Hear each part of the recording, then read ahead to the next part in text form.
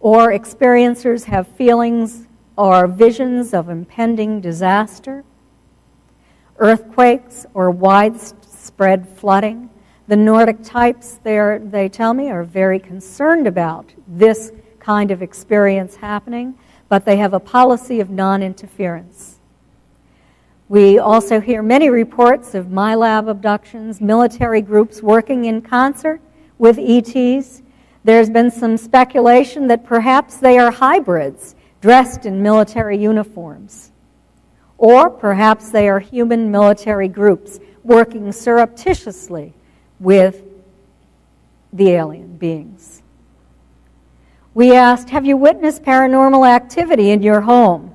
This has always been a thorn in the side of ufology because paranormal activity and nuts and bolts ufology are so far apart.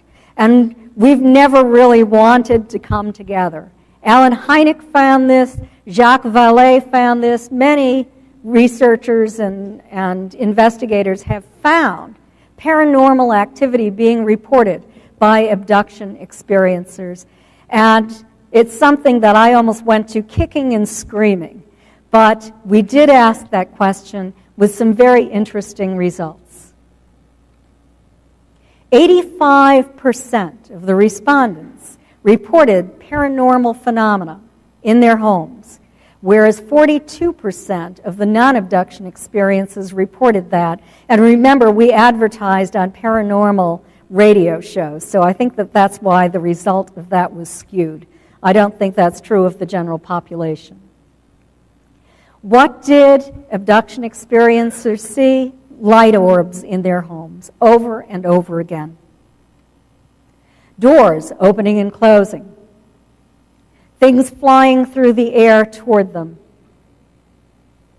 43% said that it happened before their first abduction, after their first abduction. 26% said before their first abduction.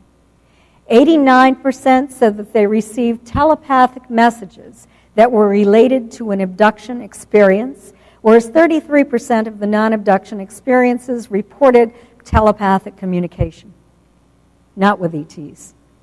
47% said that they had at least temporarily received a gift of healing after their first abduction experience. And 84% said that they at least temporarily developed new psychic abilities. Things go missing and then are returned to a conspicuous location. What you have here is a photograph of my Aunt Betty Hill's earrings. Those are the earrings that she was wearing on the night of her abduction experience.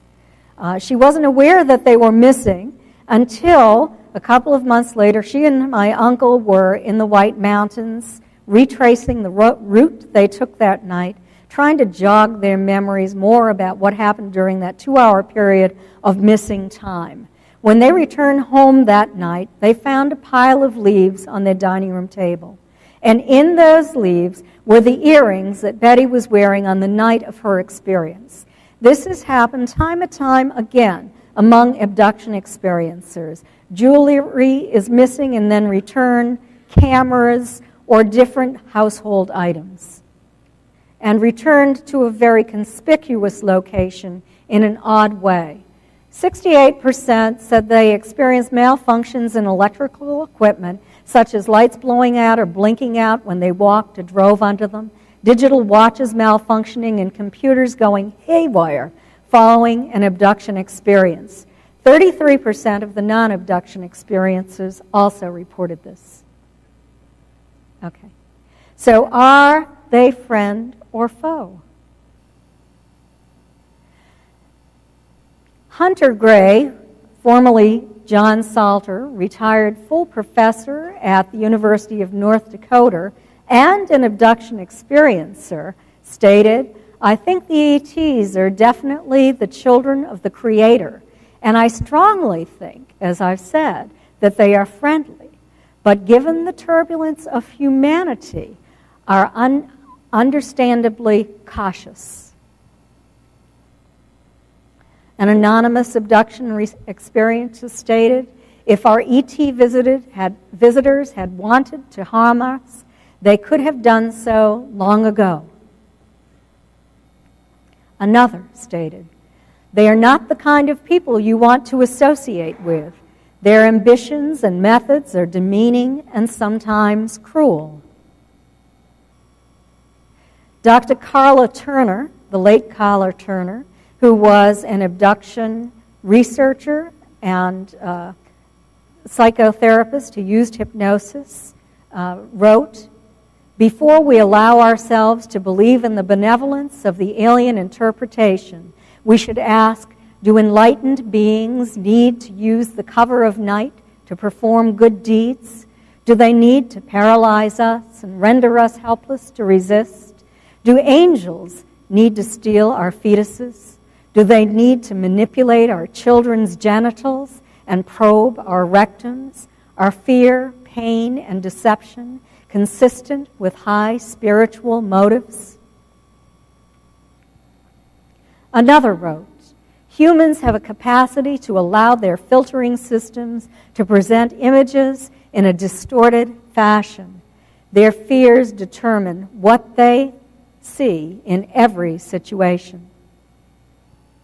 And I wrote, perhaps our past experiences have left an emotional imprint upon each of us that determines our individual perception of our extraterrestrial visitors. It is our emotional history that determines our perception of them. Another wrote, not all non-human entities have proven to be friendly, as is the same on Earth with our own species. So, are they friend or foe? And why don't they make contact? Possible reasons. Perhaps they consider us too inferior a species for overt contact. Just as we consider different species on this earth who are different from humans to be inferior to us, let's say that they're 500,000 years ahead of us technologically. Let's say they are of an entirely different species, insectoid, reptilian, or of something very different that we don't even have here on Earth, such as the Greys or the Zetas. They might consider us to be inferior. Perhaps they're harvesting our resources and don't want to be held accountable for their behavior toward us. Perhaps they are so different than humans that overt interaction would be impossible. Perhaps they have a policy of non-interference. Perhaps they know that we're bellicose and that they don't want to engage in warfare against us because they're so far technologically superior to us that we might destroy ourselves, or they might have to destroy us. Perhaps our emotional selves are far too difficult for them to deal with. Perhaps they're lying in wait for the time when they will take over planet Earth.